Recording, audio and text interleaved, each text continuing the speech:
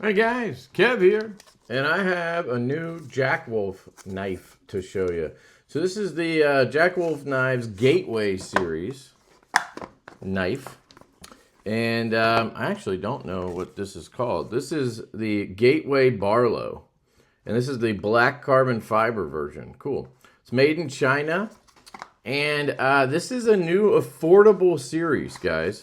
So a lot of people have been asking for something more affordable from Jackwolf for a long time, okay? In fact, I've gotten really sick and tired of the comments about the price. So you will be happy to know that this is a $69 knife. Isn't that cool? $69 knife from Jackwolf Knives. And I handled some of these at Blade Show. The quality was impeccable. In fact, I was extremely impressed. And I was asking them, hopefully they'll do some premium builds, right? I didn't know they had a carbon fiber version. So we already have a version with carbon fiber, which immediately makes this awesome. They also have an abalone one. I think they have some of those like paper micarta ones. I'll show you the versions. But there is a difference compared to the standard Jackwolf knives. Let me grab one here. That one is a Barlow. I don't have a clip point Barlow, but I do have a sheep's foot Barlow. So we'll do that. This is the Jackwolf Knives Midnight Jack. This is one of my favorite models from them.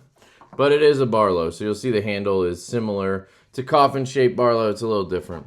But I think the Barlow is kind of like you have this longer bolster.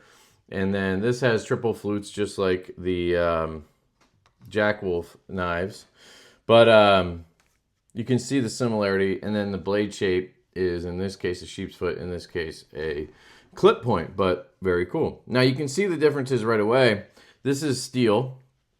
So the bolsters are steel versus titanium. I prefer the titanium. There is a little bit of a weight difference. This is a little bit heftier, so there is that.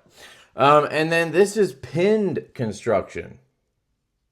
So you can see the construction here is pinned where this is screwed together. And believe it or not, somehow the pinning is cheaper, and I don't quite understand that. I mean, I know that I guess you're just driving a pin through and then you're smoothing out the sides of it.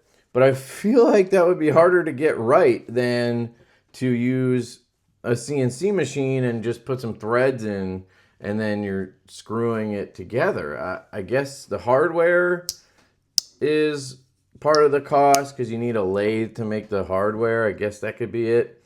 I would love to get an education on that from anybody who is willing. Let me clean these up a little bit.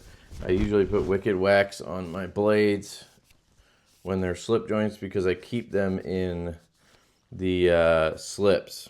Looks like this one might just be scratched up a little bit because, well, I use my knives. And this probably is like my OG favorite Jackwolf. Let me see if that comes off. Yeah, it might be a scratch. Yeah, it's coming off. I think it's just something that's on there a little.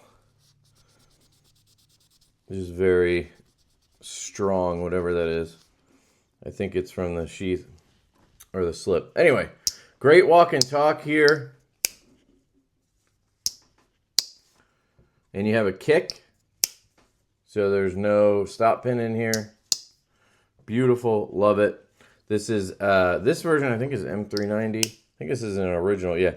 M390 and titanium and then fat carbon purple haze. Okay. This one you're looking at 14C28N, which, guys, that's great because it's stainless steel. That's one of my biggest gripes with Rosecraft blades. I really like what Rosecraft does. I actually, in fact, have a package right here that I need to open from them. But they use D2. And that, for me personally, is a deal breaker because I will rust it, and I just don't like D2. So the fact that they put 14C is good. It has decent edge retention. It's very tough, and it's very stainless. Now, I would say if they could bump this to 154 cm and keep the price almost the same, because I've found that those two steels are pretty comparable in price from OEMs. Excuse me. It might add $5-10, but I would much rather have 154. You get a little more edge retention, and it's also stainless. Not as tough, but you know, it's a slip joint. I don't need it to be ultra tough or whatever. My guess is the 14C was cheaper, so they went with that.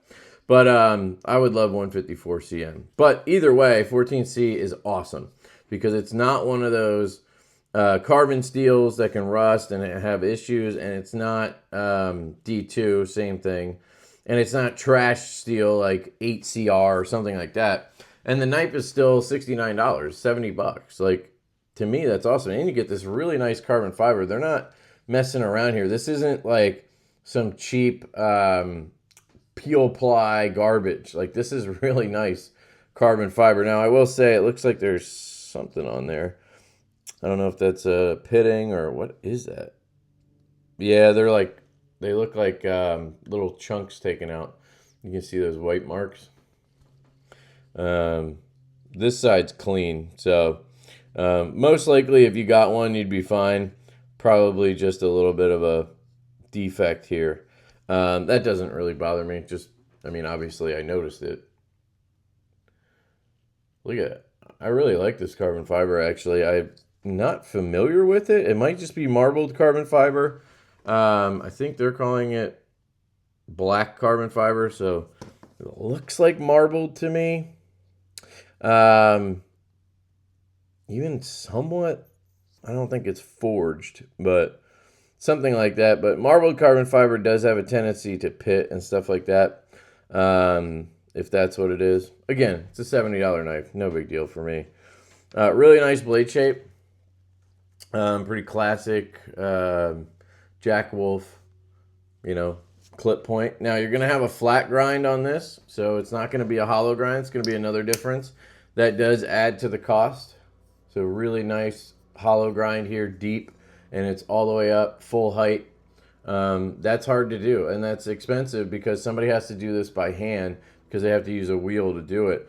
Also, this has a belt satin finish, so that is also a manual thing that somebody has to do on a machine. So that's, again, going to add cost. So, I mean, you can just see the things piling up, fat carbon, versus a more standard carbon fiber, although this is still really good. Screws, which are all titanium hardware, right? Titanium on the bolsters and the M390. Those two things are probably the biggest factors in terms of the cost difference. These are $300, where this is $69. So, I mean, I just don't think there is a reason for anybody to complain anymore. And I got to tell you, that is an amazing thing for me because I just, like I said, I was getting a little tired of it. No more complaints. That's going to be the title of this video. No more complaints. You're getting stainless steel. You're getting really nicely done steel bolsters. Look at that. I mean, this is the same quality or better than Rosecraft. And Rosecrafts are excellent. The quality is fantastic. In the open position, we are flush. In the half stop position, we are flush. In the closed position, we are flush. So we're flush in all three. We have a beautiful looking spine here. That's one thing I love about a steel bolstered knife is you do get that really clean, just steel all the way across look. I really do like that. I mean, I haven't even put any oil on this or anything. I mean, look at this. Good walk and talk. I believe they did tell me at Blade Show that this is not Rough Rider. It's not that company. So I don't know who it is. But, man, I mean, if you look at the pinning, or the pins. Let me see if this stuff comes off. I don't know what this is. Looks like a sticker or something.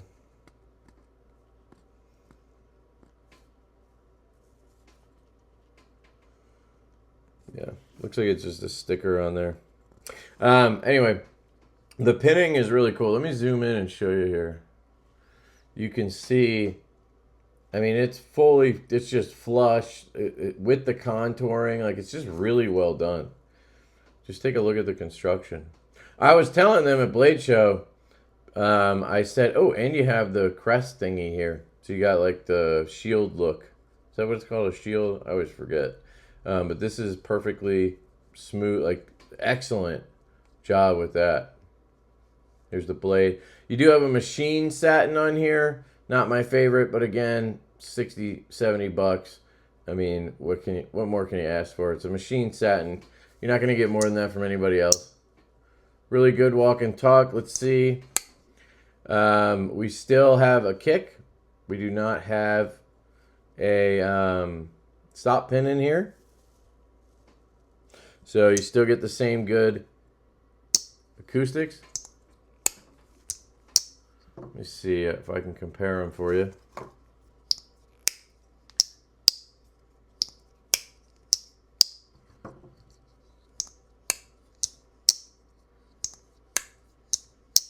Yeah, I mean, the titanium does sound a little bit better, probably because it's titanium. But, I mean, it's a pretty small difference. Still feels great. Still have a great long pull on there to grab. Looks like they went with more squared edges versus more rounded, I feel like, on these. Maybe I'm wrong. Maybe these aren't rounded. You can look at those nail nicks. Yeah, they're pretty much identical in shape and everything. Font is the same on the lasering. All looks good. I mean, it's just excellent. I don't know what else to say. Doesn't come with a slip like the more expensive ones, but again, 70 bucks. So, you know, we got to have some expectations here. Let me see if I have something this can fit in. Let's try this one. Boom. Perfect fit. Lancelot leather slip. You can always check out Joe's work at edcroundtable.com. Lefty10 should save you 10% on their website. So check that out for sure. But yeah, let me know if you guys have any questions in the comments. I would love to hear about it. Let's check the edge because that's important, right? We want to make sure it's sharp. We're getting, oh, I have the have these little Post-it notes right here. So, want to make sure we're still getting a sharp knife. Yeah.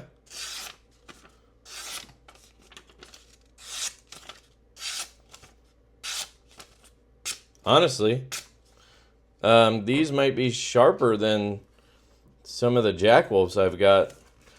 Recently, they seem to have improved on that, but in the past, I've had some Jack Wolves where the edge wasn't perfect out of the box on the more expensive ones.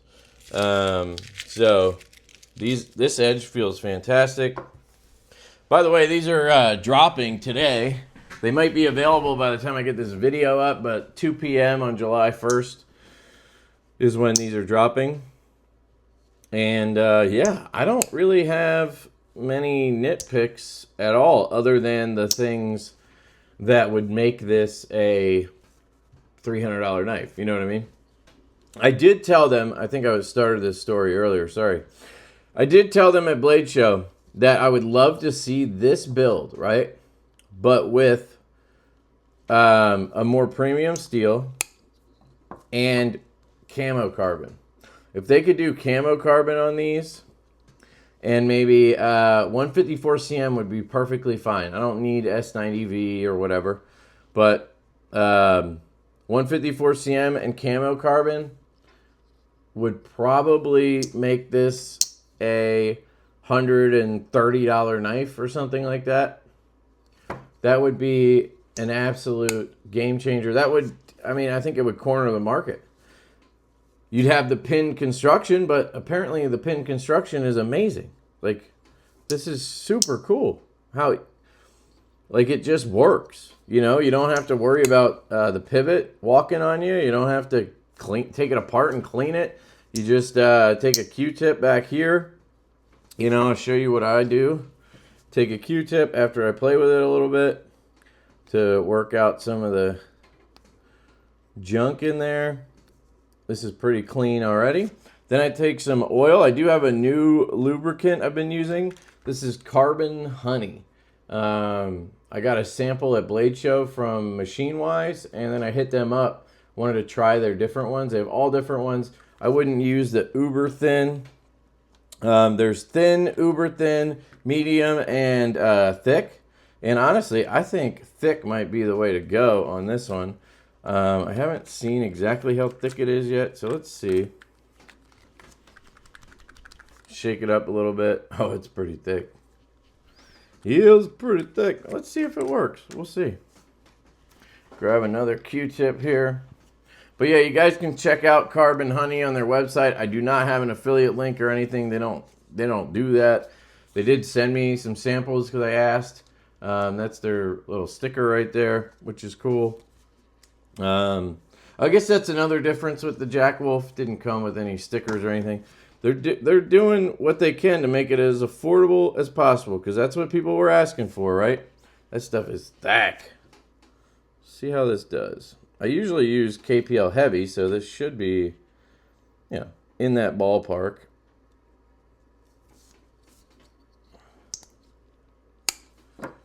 I always open it up and then put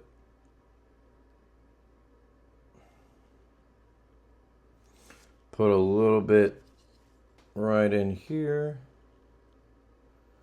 like that, and then work the action. And this Carbon Honey stuff is amazing, guys. The sample that I've had for about a month now is right here, and it is amazing. I've used it in place of KPL for bearings and detemp balls and such, and you feel a difference. It really is amazing stuff. I believe that is the medium. The medium and the thin are very, very similar.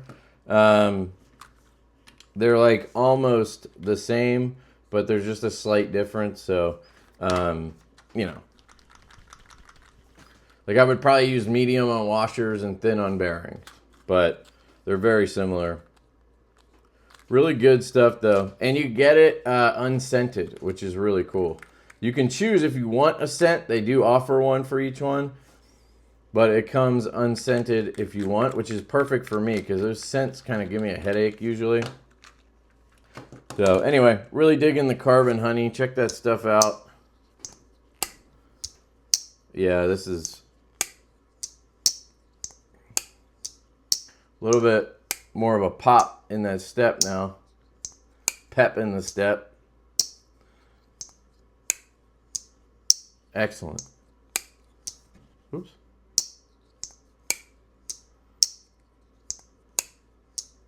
And you can use almost any oil for this.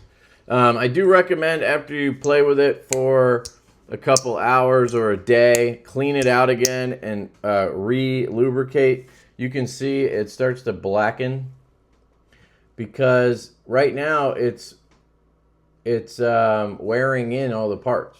So the washers and the steel on the sides and, you know, the tang corners themselves, that, you know, there's a little bit of material coming off of those things as this wears in. So usually for the first couple days you have to clean it once or twice, and then it will then the oil will stay on and be good to go for a long time. But yeah, so that's the Gateway Barlow from Jack Wolf Knives. I am extremely happy with it. And again, guys, no more complaints. If you want an affordable slip joint, you got one now. Go pick one up. It's available today at 2 p.m. at all the dealers. I'll put a link to TPK, traditionalpocketknives.com. That's my go-to dealer for Jack Wolfs that I like to recommend, but I'll put a link to a bunch of different ones that I work with. And I'll put a link to the Jack Wolf website directly. They usually sell these on their site as well. I recommend you try it, guys. If you were on the fence when Jack Wolf came out with that Steel series a couple months ago, which was built more like this, but it had steel bolsters. It still had hardware. It was just steel screws. And then I think it had 14C as the blade steel. And that was still $200. And that's because of the construction of the knife.